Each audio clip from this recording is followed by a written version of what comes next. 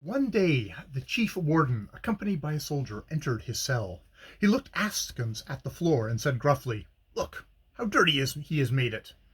Siagnog retorted quickly, "You've made the whole world dirty, you fat face, and yet I haven't said anything to you. What brings you here?" The warden, speaking as gruffly as before, asked him whether he would act as executioner. Siagnov burst out laughing, showing his teeth. "You can't find anyone else? That's good. Go ahead, hang! Ha ha ha! The necks are there, the rope is there, but there is nobody to string it up. By God, that's good. You'll save your neck if you do it." "Of course.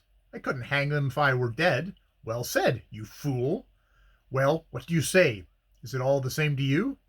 And how do you hang them here? I suppose they're choked on the sly."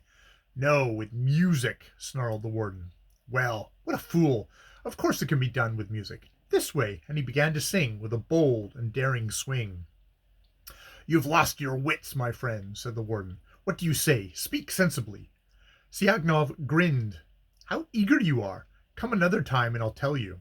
After that, into the chaos of bright yet incomplete images which oppressed Siagnov by their impetuosity, a new image came. How good it would be to become a hangman in a red shirt. He pictured to himself vividly a square crowded with people, a high scaffold, and he, Siagnov, in a red shirt, walking about upon the scaffold with an axe. The sun shone overhead, gaily flashing from the axe, and everything was so gay and bright that even the men whose head was soon to be chopped off were smiling.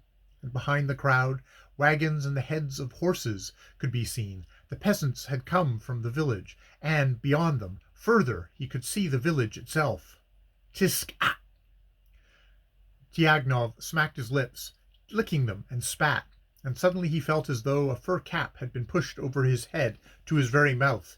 It became black and stifling, and his heart again became like a cake of unmelting ice, sending a slight dry shiver through his whole body.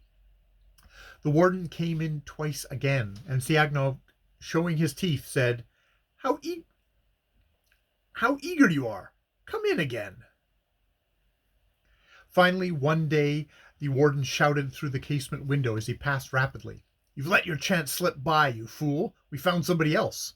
"The devil take you! Hang yourself!" snarled Siagnov, and he stopped dreaming of the execution. But towards the end, the nearer he approached the time, the weight of the fragments of his broken images became unbearable. Siagnov now felt like standing still, like spreading his legs and standing, but a whirling current of thoughts carried him away, and there was nothing at all which he could clutch. Everything about him swam, and his sleep also became uneasy. Dreams even more violent than his thoughts appeared, new dreams, solid, heavy, like wooden painted blocks. And it was no longer like a current, but like an endless fall to an endless depth, a whirling flight through the whole visible world of colors. When Siagnov was free, he had worn only a pair of dashing mustaches, but in the prison a short black bristly beard grew on his face and made him look fearsome, insane. At times Siagnov really lost his senses and whirled absurdly about in the cell, still tapping upon the rough plastered walls nervously, and he drank water like a horse. At times towards evening, when they lit the lamp, Siagnov would stand on all fours in the middle of his cell and would howl the quivering howl of a wolf. He was peculiarly serious while doing it, and would howl as though he were performing an important and indispensable act. He would fill his chest with air, and then exhale it, slowly in a prolonged tremulous howl, and, cocking his eyes, would listen intently as the sound issued forth. And the very quiver in his voice seemed in a manner intentional. He did not scream wildly, but drew out each note carefully in that mournful wail full of untold sorrow and terror. Then he would suddenly break off howling, and for several minutes would remain silent, still standing on all fours. Then suddenly he would mutter softly, staring at the ground, "My darlings, my sweethearts, my darlings, my sweethearts, have pity, my darlings, my sweethearts." And it seemed again as if he were listening intently to his own voice. As he said each word he would listen. Then he would jump up, and for a whole hour would curse continually. He cursed picturesquely, shouting and rolling his bloodshot eyes. "If you hang me, hang me! and he would burst out cursing again. And the sentinel, in the meantime, white as chalk, weeping with pain and fright, would knock at the door with the butt end of the gun and cry helplessly, "I'll fire! I'll kill you as sure as I live! Do you hear?" But he dared not shoot. If there were no actual rebellion, they never fired at those who were being condemned to death. And Tsiagnov would gash his teeth and curse and spit. His brain, thus racked on a monstrous sharp blade between life and death, was falling to pieces like a lump of dry clay.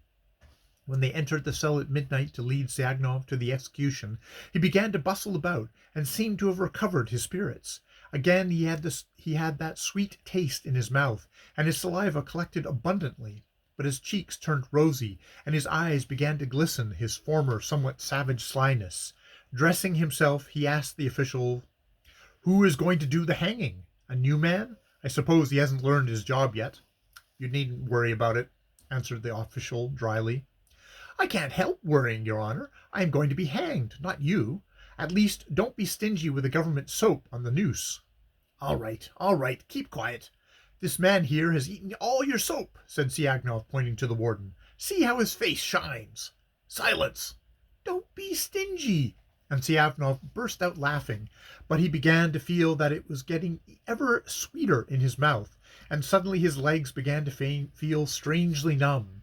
Still, on coming out into the yard, he managed to exclaim, "The carriage of the Count of Bengal!" End of Chapter 4.